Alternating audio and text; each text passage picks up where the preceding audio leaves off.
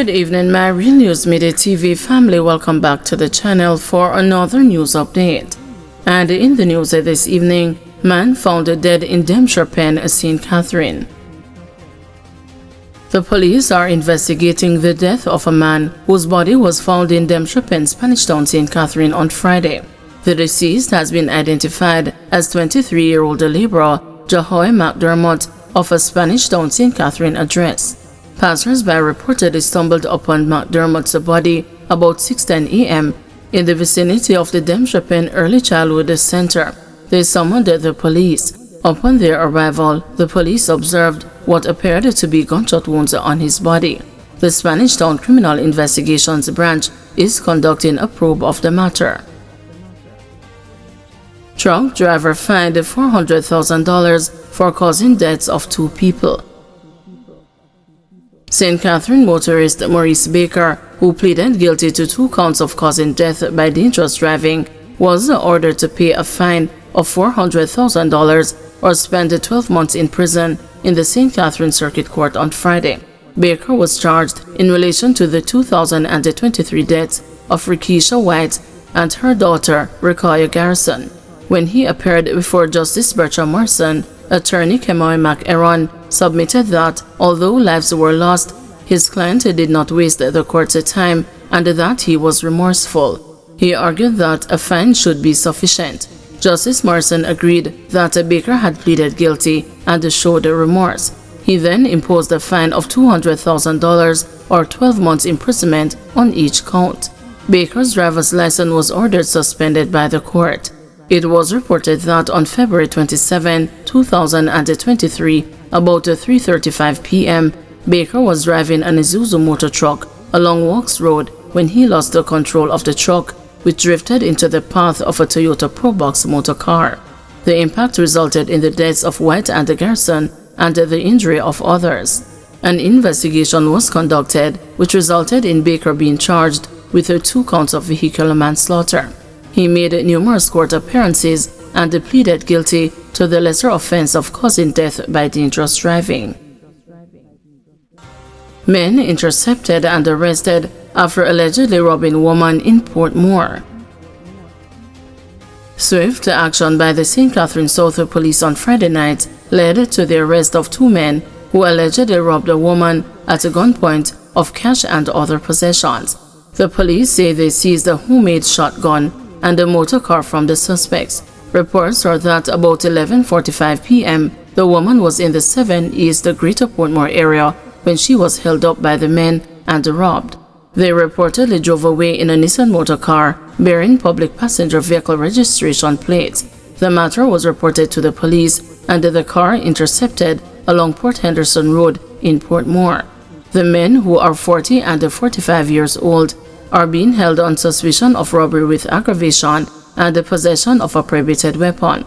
The Portmore Criminal Investigations Branch has launched a probe into the matter. 24-year-old man charged in shooting of TVJ worker.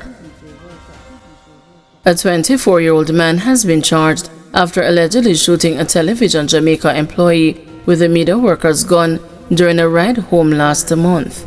Charged is 24-year-old John Dormeville of Southern Cross Drive, Kingston 17.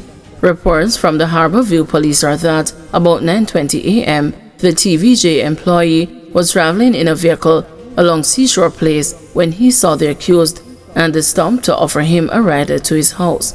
While en route, an argument reportedly developed between the two and a tussle ensued. It is alleged that Dormeville retrieved the media worker's licensed firearm from the vehicle, exited, and opened gunfire at the complainant. He then escaped on foot in the area. The injured man was assisted to the hospital by residents, where he was treated and admitted in stable condition. A report was made to the police, and Dormeville was arrested and remanded in custody. He was officially charged on Friday, April 11, after an interview in the presence of his attorney. His court date is being finalized. 102 people killed in 89 fatal crashes. The number of people killed in traffic crashes since the start of the year now stands at 102. The fatalities have resulted from 89 fatal crashes, according to the Island Traffic Authority in its latest daily crash statistics released on Friday. Of note is that fatalities are down 19% when compared to prior year, while fatal crashes have decreased by 17%. To date, 26 motorcyclists have been killed, accounting for 26% of the fatalities. 25 private motor vehicle drivers have also been killed, accounting for 25% of the road deaths as at April 11. 22 pedestrians and 15 private motor vehicle passengers have also been killed. Meanwhile, the group classified as the most vulnerable road users, comprising pedestrians, pedal cyclists, motorcyclists, and pillion passengers, account for 57% of fatalities since the start of the year. Overall, passengers account for 22% of fatalities this year, while males account for 80% and females 20% of those killed in traffic crashes as at April 11. PNP mourns the loss of reggae icon Max Romeo. Opposition spokesperson on culture and the creative industries, Dr. Deborah Hicklin-Gordon, says the People's National Party is joining the nation and the global reggae fraternity in mourning the loss of reggae icon Max Romeo, who died on Friday. The PNP extended its heartfelt condolences to his family, loved ones, and his fans around the globe in a statement on Saturday.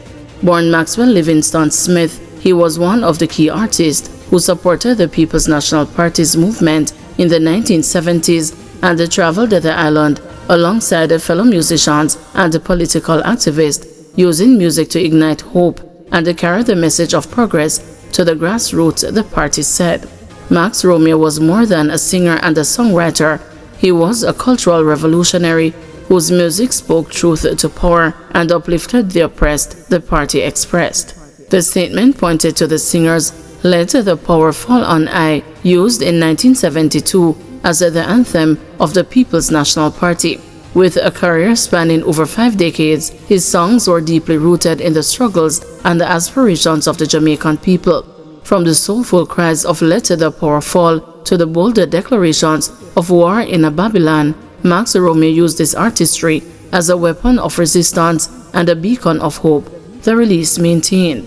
The PNP further shared that Romeo was a son of Northwest St. Catherine and lived in the Treadways division with his family, many of whom have carried on his musical tradition, adding that he was deeply loved and respected in his community, where his humility and artistic brilliance touched the lives of many.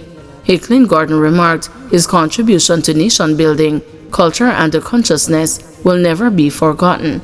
His musical artistry will be remembered globally, but here at home, we will also remember the courage it took to lend his voice to the people's cause.